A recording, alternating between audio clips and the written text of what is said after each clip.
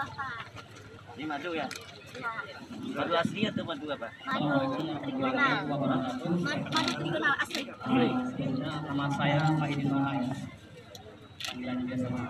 Saya telah membudidayakan ini kurangnya sekitar 2 tahun. Sudah 2 tahun, baru hasil saya ada sekitar 1 tahun sampai kemarin. Di sini ada beberapa di produk ini, lebah ini namanya lebah trigonal. Ini jenisnya hitam ya, namanya hitama. Kalau bahasa daerah kita sini yaitu kekeci. Kekeci ini bisa menghasilkan madu dalam satu sarang per bulannya bisa 1 liter. 1 bulannya. Kemudian di sarang ini bukan hanya madu hasilnya, tetapi ada juga yang namanya bee pollen ataupun rotinya. Selain daripada madu punya manfaat, ternyata bee pollen juga mempunyai manfaat yang tinggi. Bisa untuk pertamanya yaitu untuk menjaga stamina, kemudian untuk kecantikan masker. Ya. Kemudian di sini ada juga namanya penghasilnya resin ataupun getah. Tapi karena pengelolaannya saya belum punya alat, jadi tidak ada saya tampilkan kemarin resinnya karena terbatasan karena biaya. Kemudian yang namanya, kenapa saya munculkan ini, ide-ide saya seperti ini. Kemarin pernah saya berpikir bahwa hutan ini apabila menjadi lebat, apa yang bisa saya petik. Dalam keadaan tidur saya, apa yang bisa saya menjadi penghasilan saya. Jadi dengan madu, begitu saya siapkan medianya, lebahnya masuk, dalam 1 bulan bisa saya petik 1 liter, bukan 1 botol ya, tapi 1 liter. Alhamdulillah, kalau untuk penghasilan saya sekarang per bulannya bisa mencapai 3 sampai 4 juta untuk sementara sekarang. Terima kasih Pak. Ini kalau untuk media yang kayunya ini apakah kayu pilihan gitu? Apa sembarang kayu bisa? Sembarang kayu juga bisa. Ya. Dia mau sembarang masuk, lebahnya mau masuk sembarang kayu pun bisa. Enggak asal pilih kayu gitu kan? Enggak pilih kayu. Yang penting ada kayu berlubang. Kayu berlubang itu Ataupun aja. kita buat kotak yang berlubang, bisa juga kita masukkan kemari. Cara dia ngundang? Cara dia ngundang, kita masukkan resin. Oh, resin. Atau kita masukkan juga sel telur ratu, kemudian sel telur bekerja, kemudian ada juga bekerja kita masukkan ke situ. Itu bahannya sudah ada. Apa bahannya diambil dari mana bahannya? Biasa kemarin itu awalnya saya cari di kebun masyarakat yang pohon-pohon yang sudah laku kembang, saya ambil, saya selamatkan dan kemudian saya kembangkan. Oh, itu menjadi awal mengawal itu ya? Iya. Oh, Terima kasih Pak. simpel ya Pak. Silakan, masih ada beberapa lagi Pak. Ini Bang Farijan pimpinannya nih. Ini pembeli ini. Ini kabar? Nih Bang. Jadi inilah yang dapat kami pertunjukkan Pak. Artinya secara singkat saya mewakili KTHK yang sudah melakukan kemitraan dengan Balai Besar Taman Nasional Gunung Loser.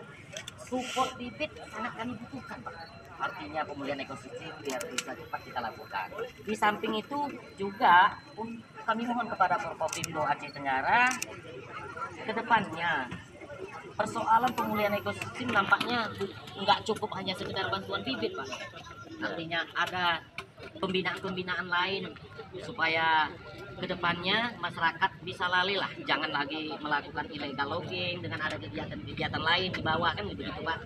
Jadi itulah harapan kami. Saya mewakili KTHK juga mewakili Persatuan Petani Kawasan Kaki Gunung Loser, berharap sepenuhnya kita bersinergi. Sepanjang masyarakat sudah antusias, kenapa kita para pemimpin penentu kebijakan diam kan begitu Bu. Jadi itulah harapan kami lebih kurangnya Pak. Jadi begini, langkah-langkah yang dibuat ini melalui yang dibuat hari ini betul kan? Ini judulnya gotong royong. Gotong royong ini semua tingkatan pusat, provinsi, kabupaten dan masyarakat. Bila ini bersinergi dan TST tahu kan? Tahu sama tahu gitu. Berkolaborasi untuk memandang bagaimana kita sama-sama memandang hutan kita ini. Inilah bersinergi kita memandang. Tadi saya ungkapkan bagaimana kita memanage hutan ini. Jangan merusak aja kita berpikir banyak uang, tetapi melestarikan itu banyak uang. Contohnya tadi ada di pertama, yang kedua dengan hasil bumi. Jadi hasil bumi Etengger ini banyak penghasilan yang kita dapat. Bila ini pusat memperhatikan, provinsi memperhatikan, siap kabupaten untuk mewadahi memperhatikan ini. Masyarakat ikut andil, insya Allah mudah-mudahan petani sejahtera, Hutan terjaga. Insya Allah. Ini yang kita harapkan. Siap. Bang, siap ya Bang ya? Siap. Kita siap tempur nih. Siap. Ya ada. Waalaikumsalam warahmatullahi wabarakatuh. Bisa tinggal aja, sekaligus aman ini. Ya. Ya, penyanyi Pak. Oh iya. Nah, ini namanya kopi anaerobik. Kopi yang belum panas, atau dikenal kopi robusta wilis. Anaerobik. Kopi anaerobik ini unggulan kopi luwak, insya Allah. Tapi bukan masuk kopi luwak. Kita baca tren dunia kopi. Dan ini sejarahnya, historisnya yang dibawa zaman Belanda dulu, nama alas. Jadi nama robusta wilis. Dan ini seolah aman bagi bapak yang mungkin ada penderita asam lambung, yang sakit kepala dan sebagainya.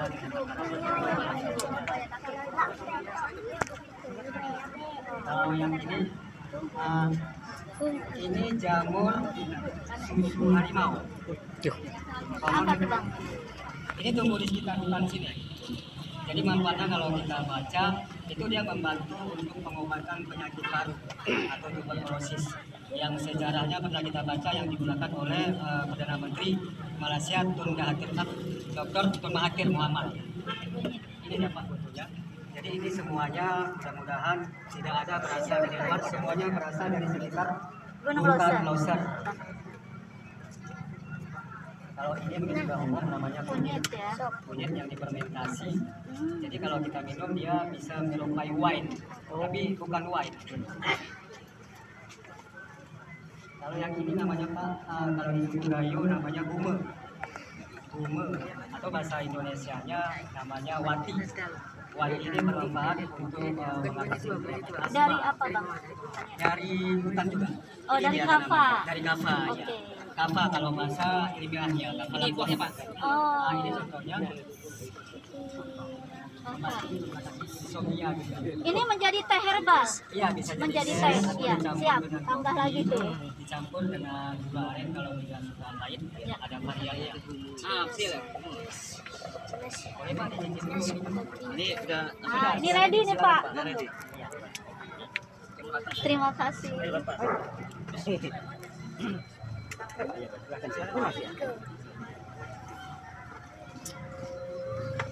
Ini masuknya apa kopi nangka? Ini Beda kopi- lagi? Kopi Arabica sama Robusta.